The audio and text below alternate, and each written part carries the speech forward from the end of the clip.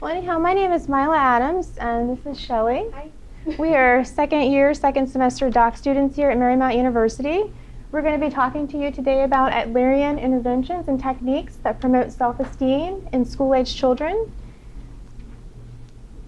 So without further ado, the purpose of this presentation is to basically give you an overview of the development of school-age children's self-esteem and their interpersonal skills and their effect on their self-concept and academic success. The study will attempt to address the following concerns, and that is: 1, does Adlerian interventions have a positive impact on self-esteem in school-age children?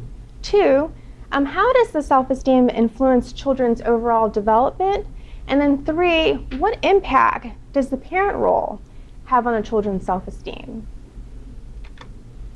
So in terms of self-esteem, it really refers to the way we see and think about ourselves. It's a strong component, in fact, for children in terms of their developmental process. And it's also incorporates an individual's overall view of their self-image, their self-concept, and also their social perceptions. With regard to strengths and weaknesses, particularly with regard to children, we can see that individual children, with a strong self-esteem, they're more likely to have success in achieving their life goals. This is reported by Halter from 1988, and while the source is dated, we can recognize just by working with children today that it's still relevant.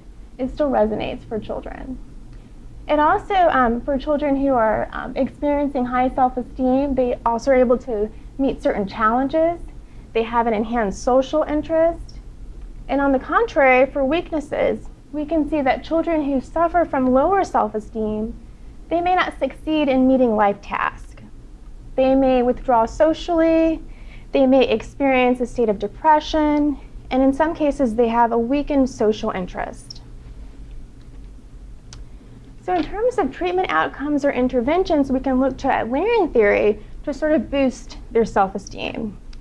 And so we look at a couple of therapeutic interventions from Adler, and that's the adventure-based therapy, individual psychology, positive psychology, social interest intervention, training techniques within the classroom. And Shelley's actually going to talk to you more about that, so I'm going to turn it over to her. She's our Adlerian expert. Okay. I'm going to do this. So Mila kind of went over the introduction of Adlerian therapy and some interventions that can help build or foster children's self-esteem. One of the interventions that Adlerian therapy actually does is something called adventure-based therapy. So what adventure-based therapy is, so basically what it is described as a wide collection of therapeutic experiences, which ranges from trust walk to mountain climbing. So basically, when you're working with children in a classroom, you might have some kids that might isolate themselves. And so this is more like encouraging them to be a part of a group. So taking them outside of the classroom setting and, taking them outside to do stuff that includes everybody. And also part of this adventure-based therapy is like something like rock climbing. You kind of encourage each other to help one another to just help them succeed, basically. And so and that's what it states here. So the student is a participant in a therapy rather than a listener. So they're not just sitting on the outside just looking in. They are forced to participate. So that kind of also help them feel empowered. That helps them feel included in the community, and that ultimately boosts their self-esteem as well. Oh, thank you.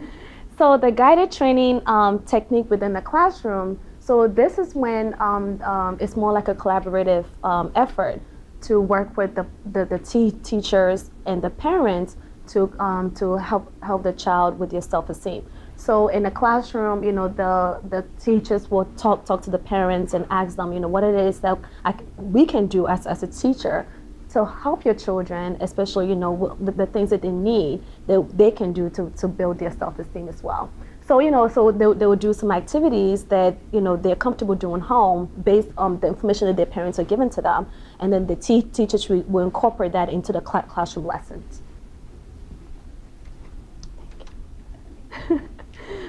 So, and then another treatment that has proven, or research has proven to be very very successful is the the individual psychology and the social interest intervention.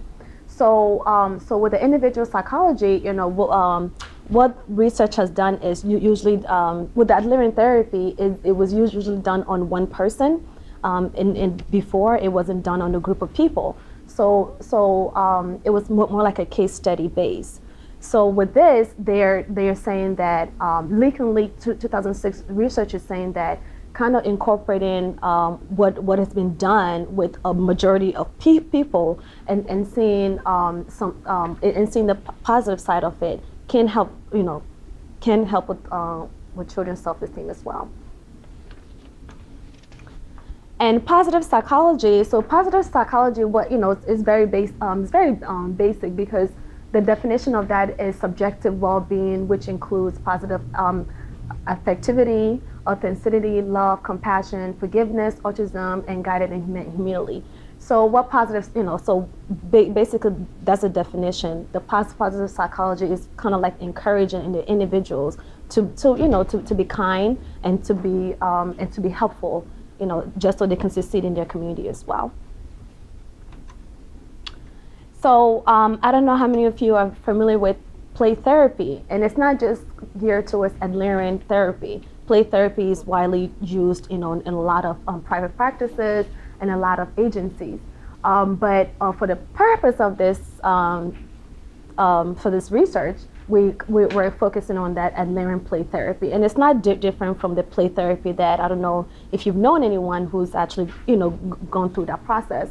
So basically, you give the child some activities where the child feel comfortable expressing themselves. They actually build relationship with the therapist. That way, and that actually helped them build their self-esteem as well. And so we do have,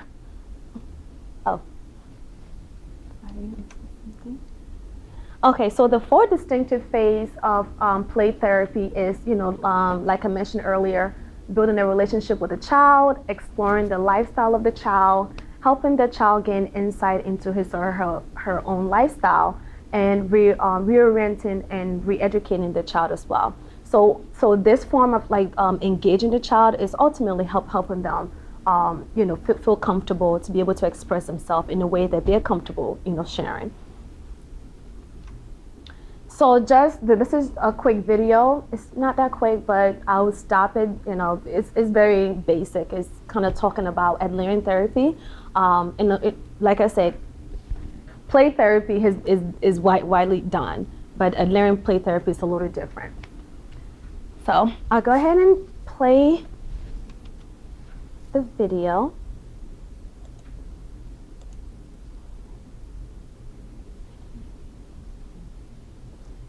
So she's a therapist who's been doing play therapy for numerous of years, and she's just talking about her experience working with a child that she's been working with for quite a number of time. And she just basically explaining what she's found to be helpful. The understanding of the child. And he also said that you have to consider people holistically, so you have to look at all of the parts of their lives and see how they interact with people at school, people at home, people in the neighborhood, all of those places. So one of the things that I spend a lot of time doing is looking at the child in various contexts. So I'll go and visit a school, or I'll go and talk to kids from the neighborhood sometimes. So maybe life environment's important, family firstly, and then as they move out into the school, Yeah. and then even the community broad. Right. And I also always look at the purposes of behavior. Adler said that all behavior has a purpose. So I spend a great deal of time in my therapy with the children thinking about the purposes of their behavior. You like the way that they will play or the toys they choose? The choice that they choose and how they play, how they interact with me, how they are in the playroom. It's kind of like one big projective technique. Yes, basically. That's what play therapy is. In a minute, we're going to watch you work with a young 5-year-old boy, Joshua is his name. Maybe you can talk a little bit about that in light of what you've just been telling us and kind of set it up for our viewers. Okay. Joshua lives with his grandmother right now, but his mother has kind of come back into his life, and he's living in 2 houses. So that's a struggle for him because he doesn't know where he belongs. He doesn't kind of know how he fits in each of those places. So when he came into the playroom, well, first of all, So sure. he decided he wasn't going to come, basically. He He said, was going south and he was going north. absolutely not, not doing this. And so I took the little puppets to try and engage him, and he got kind of feisty with one of them. I took a monkey and he got kind of back to the monkey. And one of the things that I make from that is that he doesn't feel like he's in control of his life right now. And so those are the kinds of themes that we had in the session. One of the things you look at is for themes to play. And he was going to show me that I was not going to be the boss. And he did kind of over and over and over again. He also, though, showed me that he would take care of me and that he was concerned for me and those kinds of things. So it was a really kind of cool combination. What are some things that our viewers should look for in this interview? Well, one of the things is how he does express his need for being in more control. Even little tiny things. Okay, sorry, I don't want to take too much time, but yeah, so, oh, whoops, sorry. So, so this is just a brief description of what play therapy is, just basically working with a child using, form of like toys to kind of engage the child, and that ultimately helps the child express himself and, helps build their self-esteem. So,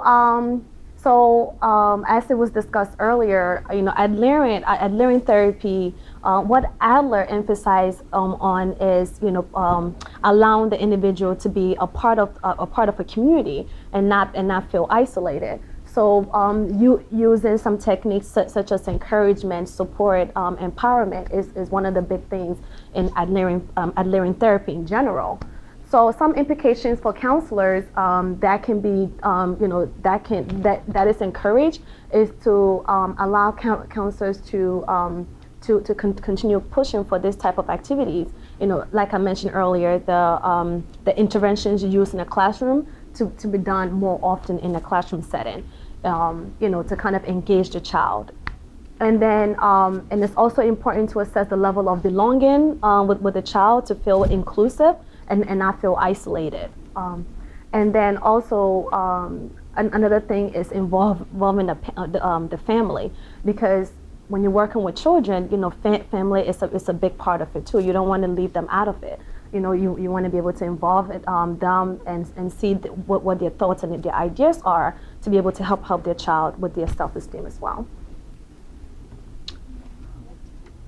And that would be all. Any questions or any comments? I had a question. I'm a therapist. I don't really work with children. So how can other therapists who work with adults use some Adlerian techniques? Okay, so I think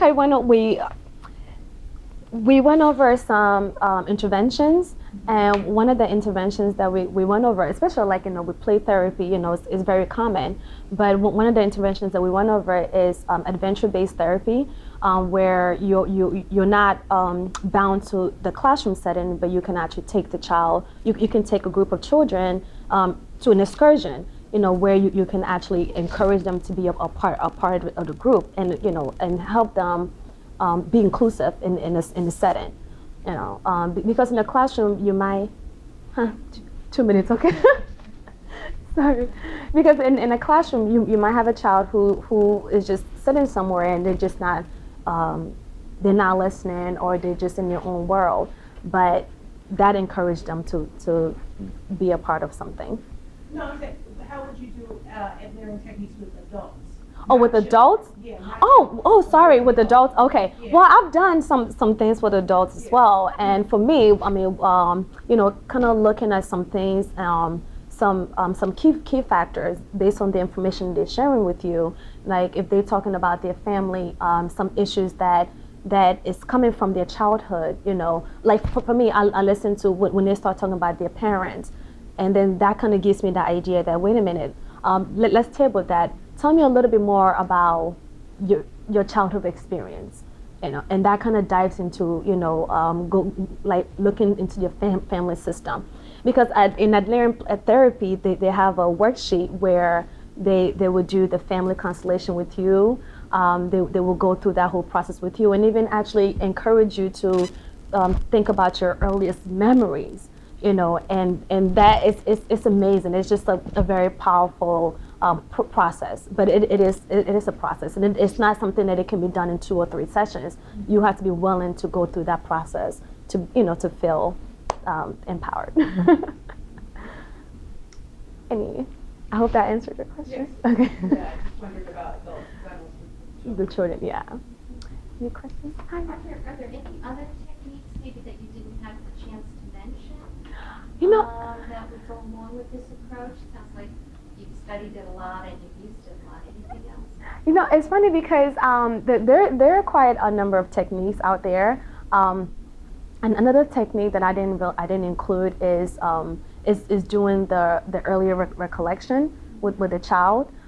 And you know, and I think, well, they do have a worksheet for adults and children, because with children, you know, it said at the age of 7 your personality is already formed. So so doing something that kind of like, you know, they can think about what they remember and how it's affecting them up to that point. You know, that kind of helps them. That kind of helps them with that process. So. I know it's hard to give an overview I and do know. justice to this huge topic. Exactly, in a short, exactly. Any questions? Sorry. Thank you.